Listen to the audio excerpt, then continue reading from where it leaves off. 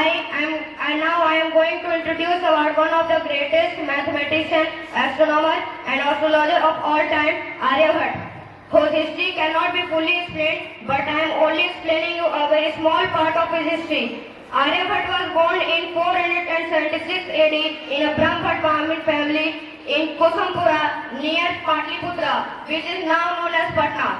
It was the capital of the Asmak region that time. This Asmak region is now known as in our India.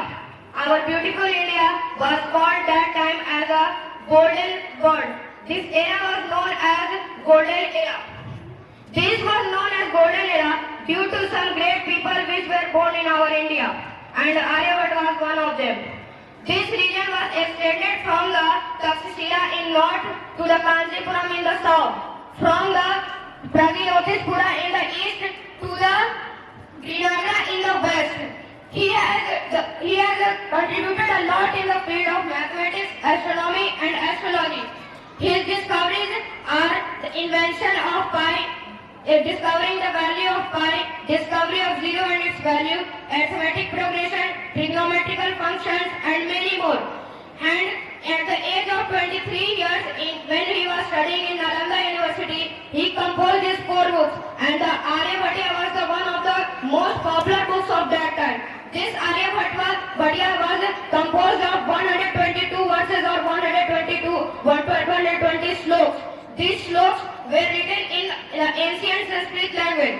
The math was not written in the math language, but the math was explained in the language of some riddles, mysteries and some poems. He explained that the earth is round and it rotates on its own axis. He did this before 1000 years from Copernicus, who did this in 1583 AD.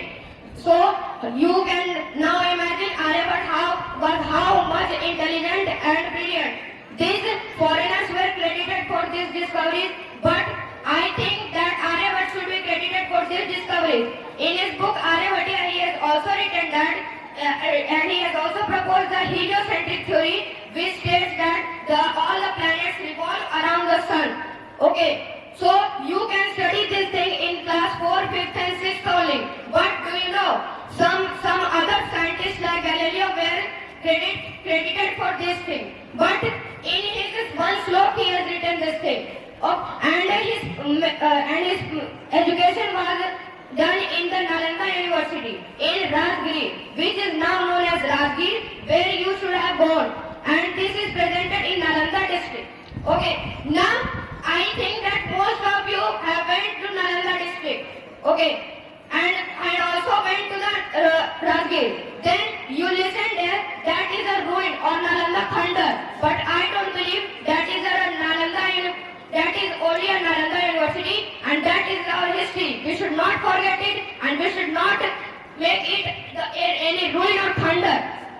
And after retiring from the post of Vice Chancellor in Nalanda University, he came to our beautiful city and town, Telangana, and then built a very beautiful science center and a very featured science center in Telangana, Missouri, which you can visit now.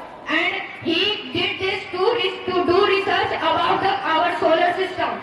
He counted maximum number of stars which could be seen from this place, and that's why our city is called as Telangana, which means Taro ki Ganna or counting of the stars.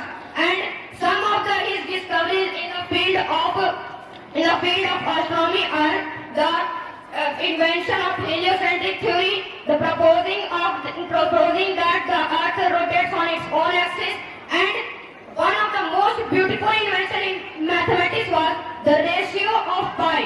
This pi is still irrational and can't be, and scientists cannot still find the exact value of pi. But that time he told that the ratio of the circumference and the diameter of a circle is 62,832 is to 20,000, which is equivalent to 3.14156, which is exact in the 5 digits after the decimals.